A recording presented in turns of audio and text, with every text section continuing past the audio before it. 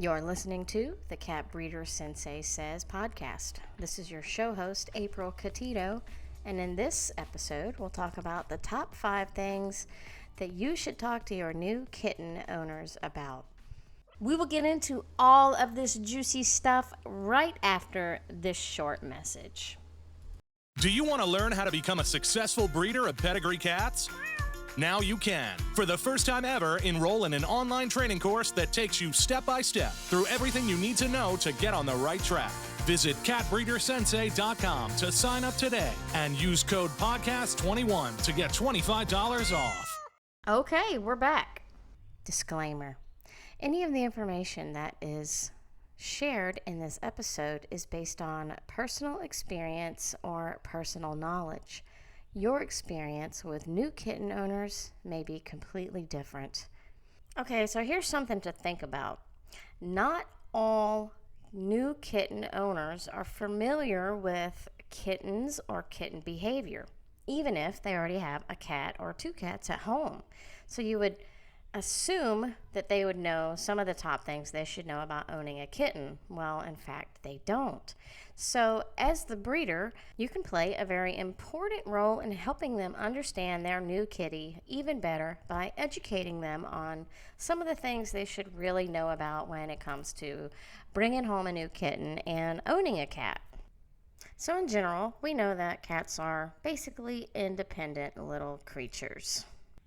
But at the same time, they have very specific needs as well. So if we can understand the psychology of our kitties and our cats a little better, then we can certainly make their life more enriched. Let's start with number 1, traveling with a kitten. So the cat spends its life from birth up until the time that he goes home, nice and snuggly and warm in his nursery or in your home with his mom. No problem. But then it comes time to leave and go home, and that's a big change for a kitten. It's a big change for anyone. So what are some things that we can do to make sure that the kitten travels comfortably? Now, some kittens are certainly better travelers than others. Some will meow and cry the entire time, and some will just be very quiet and kind of sit in the corner, and some will still play and be normal or act as if they feel normal. So it's hard to tell when a cat is stressed out. So we always take the preparations to make sure that they feel as comfortable as possible when they are traveling. So as the breeder, you can buy inexpensive little blankets for all of your kittens, maybe at the dollar store or Five Below. I don't know if you have that store. And just a couple of days before they go home, put them into the nursery so they're not terribly covered with hair and maybe litter and, I don't know, poop stains. But you want to get the scent of their siblings and them and the home that they're used to and their mother on these blankets. So you can lay them around the nursery and the kittens will love to lay on them.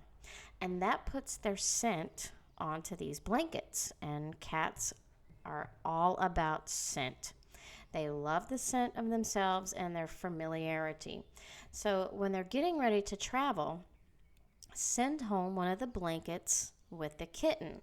You put it in the travel carrier and then tell your new owners that this blanket is a sense of security or familiarity for the kitten, and to definitely let the kitten have it once he gets home. So we'll talk about that next. But putting the blanket into the carrier with the kitten or the car or just sending it home with him is going to help him resting a little more easy, should I say, and just having that scent that he's familiar with him all the time. You can also use some pheromones like Feel Away and spray them into the carrier about 15 minutes before the kitten actually enters the travel carrier. Pheromones in the Feel Away actually release a scent that is relaxing to the cat, and it will reduce some of the stress from travel. So it's always a good idea just to go ahead and spray the pheromones into the carrier. And you can inform your new owners of this to maybe have some on hand and use it before any trips to the vet, or if you have to travel again, just use the pheromones to try to calm the kitty down. And then fasting maybe 12 hours before travel is a good idea. They will get the nervous poops. So when in the travel carrier, maybe 30 minutes into the ride, sometimes they're going to throw up and even poop.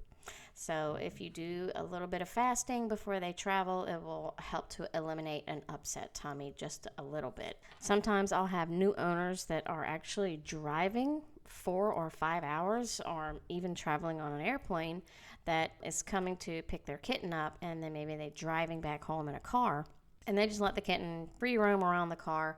And that's probably not the best method to get the kitten back home in. They feel more secure in a travel carrier in a small space where they feel a little bit of comfort. Or you can also recommend like a little travel tent that you can get on Amazon if that's available in your country. And they have little built-in litter boxes. So I do like to let my kitten owners that are traveling to come pick their kitten up to go ahead and get one of those and put it in the back seat so that the kitten has a little travel tent with some toys and his blanket and a litter box in the event that he has to eliminate himself. Number 2, introducing the kitten to the new home. This is a really important step, in my opinion, on how the kitten gets introduced into the new home. Now remember, the kitten has been nice and safe and cuddly in his first home, and now he's transitioning into a completely different life. And cats, well, they're not known to love change in a big way. So the transition into the new home should be done slowly and gradually. I don't ever recommend bringing a new kitten home and just getting it out of the travel carrier and letting it start running around the home on its own. That's probably a bit stressful for the kitten. They're not familiar with this environment. Their scent isn't on anything, and it is going to stress them out. So there's probably all kinds of new people that want to meet the kitten, children, and even new pets that are going to be in the home. So there's definitely some ways that we can introduce the new kitten into the household and make him feel a lot better and a little more secure when it's time for him to have free roam of the house. So the kitten should be staged in a little room that is just for him. So maybe a bathroom or a spare bedroom, something that he can feel like it is his safe spot. So that's the place where he knows that he's not in danger. He has all of his resources there, including his little blanket and his food bowl, his water bowl, and his litter. And the kitten should stay in this room for a couple of days at the minimum. So 2 to 3 days he stays in his safe room. Now you can go in to visit the kitten for 15 or 20 minutes and play with him and definitely interact with him and pet him and let him know that everything is okay and this is his new home now. It may seem like a really long time to leave the kitten in this room for a couple of days, but in the end, it's going to be just a little grain of sand compared to the rest of his life, where you want him to have made that transition comfortably and have confidence when he does come out of his room and become part of the household now. Now, I'm a fan of feel-aways, so I think you should have a little feel-away plug in there to release those pheromones and reduce any amount of stress if there is any for the kitten. So plug in a little pheromone diffuser in his safe room. The room should be somewhere where he can hear the sounds and the people that are in the house, and he can get familiar with all of the noises in his new home and just get comfortable in his new space. Now, when it comes to introducing your kitten into the home that has pets already there, your resident pets, you may have some conflict at first. So what I suggest doing is using a little pop-up tent or a travel carrier and introducing your kitten into the home to your new pets in short little intros per day. So short visual intros, maybe for 10 or 15 minutes a couple of times a day. Put the kitten into the carrier and put him in the main area of the house where the other pets can walk around the carrier and smell the new kitten and get used to the idea that this kitten is now part of the family. Cats are territorial, and when they see new cats in the home, they feel like they are there to take their resources away, whether it's their food, their human, their beds. So we don't want them to get that feeling. That will stress your resident cat out as well. So we want the introduction to be very slow and gradual, and we don't want to rush things. A lot of people take their kittens home and they think that the resident cat is going to be excited to see a new kitten in the home, and that's not usually the case. So always recommend to your new owners that they should do a very slow and gradual introduction process. I'll have a video on the episode on the website, catbreedersensei.com, that I really always recommend to people. It's by Jackson Galaxy. You can go to the website and watch the video about a proper introduction, and I send that to my new kitten owners. Number 3 is litter box. So one of the number one complaints that veterinarians see from cat and kitten owners is inappropriate litter box usage or inappropriate elimination. And there can be so many factors that play into why the cat is not using the litter box. First, if the cat is eliminating outside of the litter box, make sure that there is nothing medical going on. So the cat should see the vet if he's not using the litter box and make sure there's no UTI, kidney infection, blockage, anything like that. Some rules to go with as far as litter box is 1 litter box per cat plus an extra one. So if you have 2 cats in the house, you should have 3 litter boxes. The litter box should be big enough for the cat to get in, including his tail, and turn around. Should have 3 to 5 inches of depth of litter. Now the litter type is going to be up to the kitty. Sometimes they're finicky about how the litter feels under their paws. So if you're having a little challenge with the litter, you might want to try different litter types. There's so many different types out there. There's clumping litter and silica and corn and wheat and newspaper and pine pellets. So you might have to try different litters until you find one that the cat likes. Also, the location of the litter box matters. So the location of the litter box should be in a place where there's not a lot of traffic. So the cat doesn't want to feel like he's getting bomb rushed if he's in the litter box doing his business. Should also be at least 2 feet away from his bed, which should be 2 feet away from his water, which should be 2 feet away from his food. So you want to make sure you have a good distance between litter box, bedding, water, and food. I mean, you don't want to go to eat dinner in the bathroom, do you? No, neither does your kitty. Make sure that the waste is being removed from the litter box every day, and then totally remove the litter and disinfect the litter box at least once every couple of weeks. Now, I know a lot of people don't do this, but to just clean the litter out, there's a lot of bacteria that collects in there, and just replace it with new litter after the litter box has been disinfected is just good practice. Number 4 is food. So this is, one of those controversial topics of what is the best diet for a cat. Well, we know that they are obligate carnivores and that they really thrive on a protein-based diet.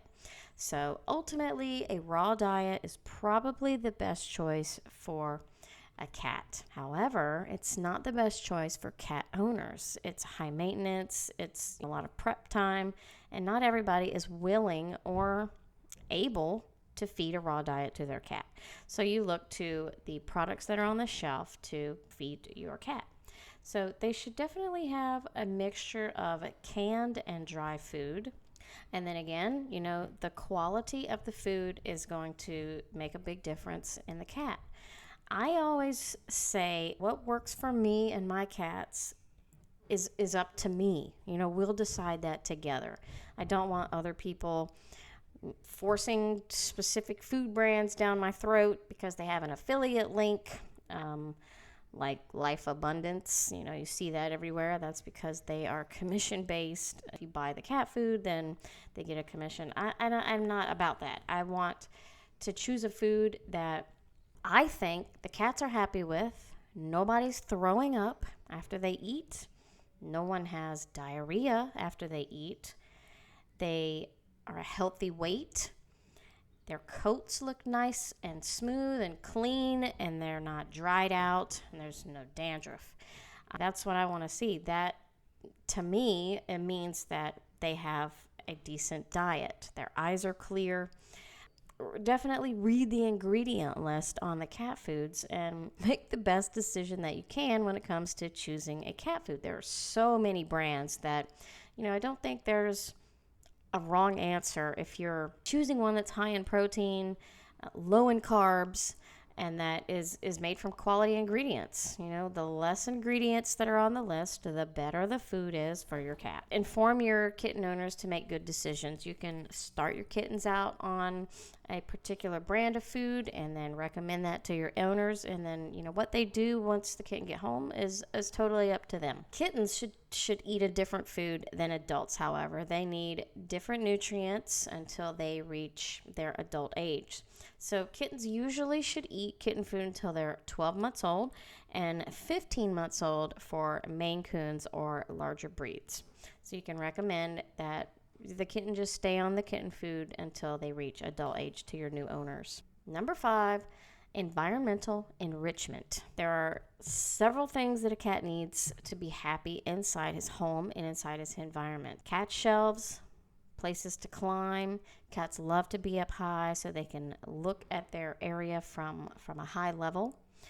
Cat trees, scratching posts, window seats, lots of toys, interactive toys, hunting games, and even interactive feeders. So a good list of these things to help enrich the environment for your cat, you can provide that to your new owner and give it to them as a shopping list and say, your cat needs all of these things. As far as scratching posts, some cats are vertical scratchers, some are horizontal scratchers, some do both. So it's a good idea to offer both types of scratchers to the cat until you can observe the cat and decide what type of scratcher he is. If they like to stand up and scratch their claws, then they might be the ones that want to scratch the furniture. And you want to have vertical scratching posts in many places of the house. Some like to scratch the carpet. In that case, you want the scratchers that are on the floor, and they can get down low and start scratching that way. So you really have to watch their behavior and see what type of scratching post they prefer. So that's my list of the top 5 things to talk to your new kitten owners about. It's a great little list. Now, just for listeners of the show, I have a cool little PDF that you can print out and give to your new kitten owners that talks about these 5 things, or you can also email it to them.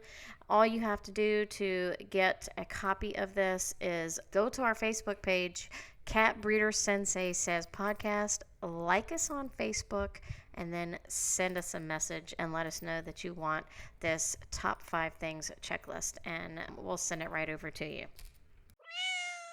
I hope you liked today's episode of Cat Breeder Sensei Says. If you haven't already, go ahead and subscribe to the show so you don't miss the next episode. Thank you again so much for listening, and we'll see you next time. Bye.